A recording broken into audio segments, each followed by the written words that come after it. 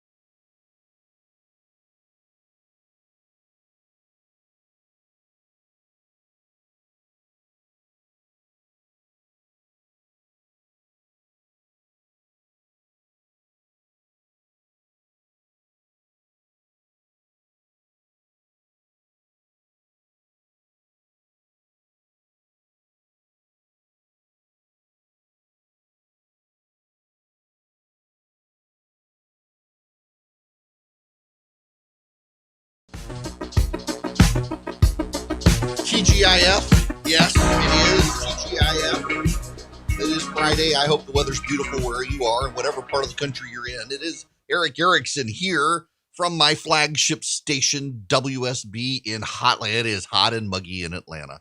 The phone number, if you would like to be on this program, is 877-97-ERIC, 877-973-7425. My goodness gracious, Charlie cut up all this audio for me, and we hadn't even been able to get to the audio because we had all the other breaking news with the Justice Department suing.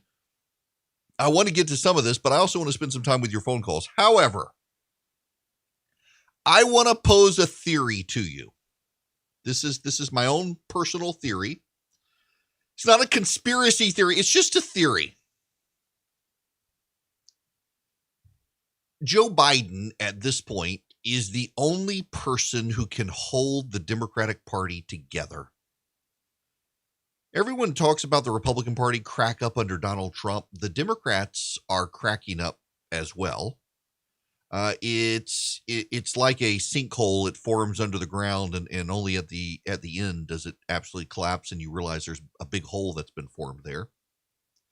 We see this happening with the voting rights legislation that they can't pass, with infrastructure, with transgender rights legislation and pushes, with their cultural warriordom, with critical race theory, with how far to go on defunding the police, the Democratic Congressional Campaign who was aggressively encouraging activists in Colorado to burn down police precincts.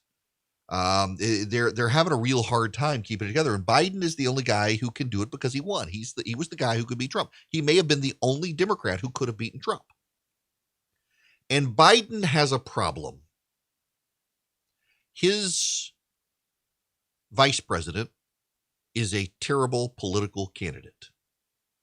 Biden felt the need to have that terrible political candidate. One, because he wanted a person of color to be vice president. Two, he wanted women.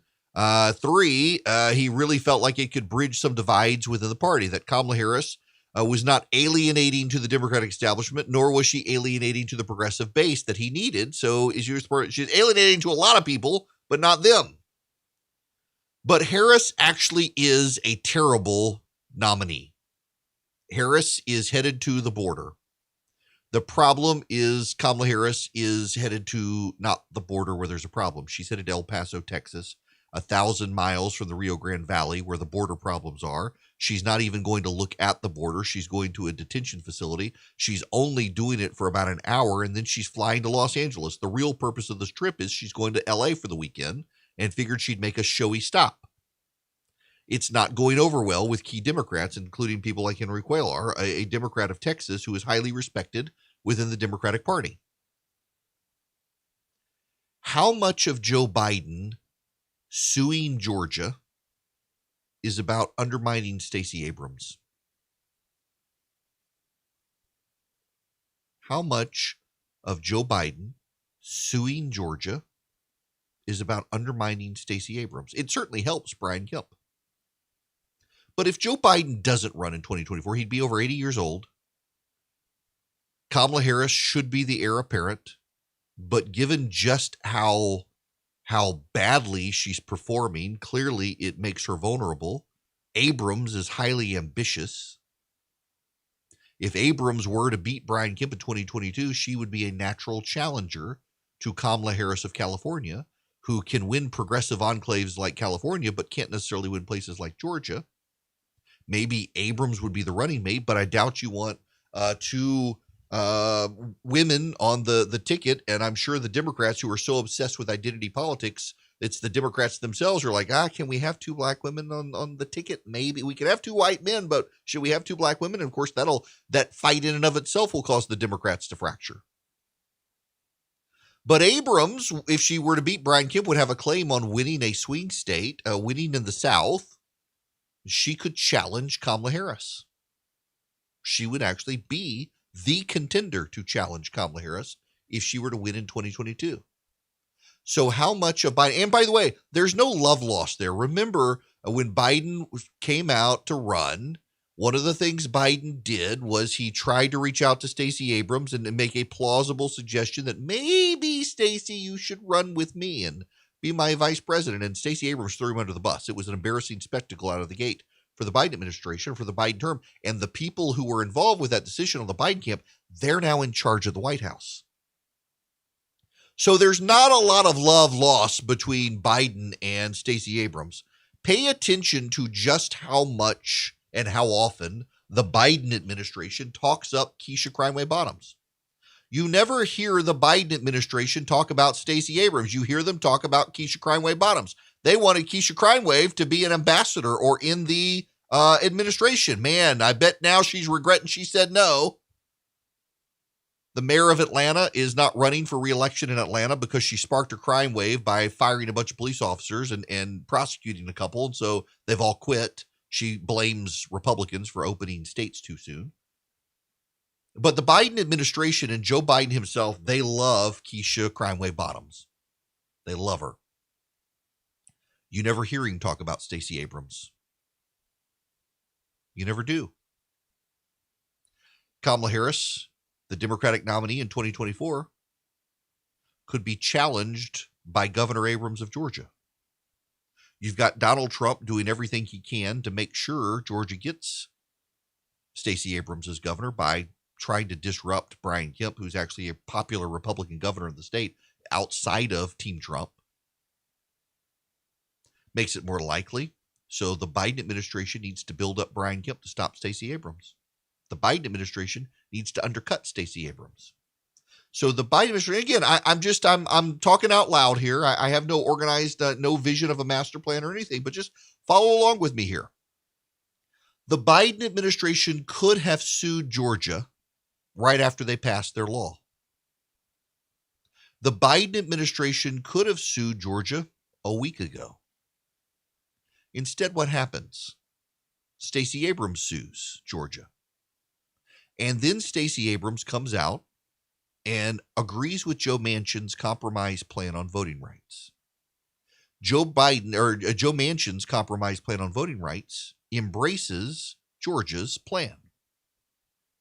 Joe Manchin's compromise plan for voting rights embraces Georgia's voter purge process. He makes it his own. Joe Manchin's voting compromise plan embraces Georgia's photo ID requirements for absentee and in-person balloting. He makes it his own. He makes his own Georgia's absentee voting process and absentee balloting process and early voting process, their voter purge process, their photo ID process. All of those things Stacey Abrams said were bad and voter suppression. And now Stacey Abrams has gone on television on multiple times in the last week and said, yeah, I'm down with Joe Manchin's plan. This is a good compromise. No one's ever said we're opposed to photo ID. We just don't want individual states doing it. That was one of the things she said is no one's ever said we're opposed to photo ID. And so she buys into Joe Manchin's compromise, which is the Georgia voting bill, with very few exceptions. Most of what is in Joe Manchin's plan is Georgia's law now. So much so that Nate Cohen of the New York Times comes out and says, maybe it turns out Georgia's law really wasn't as bad as people in the media made it out to be. Yeah, you think? Only after Abrams does this does the Department of Justice come out and get to the left of Stacey Abrams and say, actually, we're going to file suit now on this stuff because what Georgia's doing is bad. No, Stacey Abrams just said it was good. And now they're going to, how much of this, whether it's conscious or not, how much of this is about hurting Stacey Abrams so that she can't challenge Kamala in 2024 as an incumbent governor? How much of it is undermining Abrams generally because the Biden administration doesn't particularly care for her? My suspicion is a great deal of it. I don't have any inside knowledge here, but given how they've behaved and what they're doing, it sure to me makes sense that the Biden administration is trying to stop the advance of Stacey Abrams, even just so she doesn't overshadow Kamala Harris.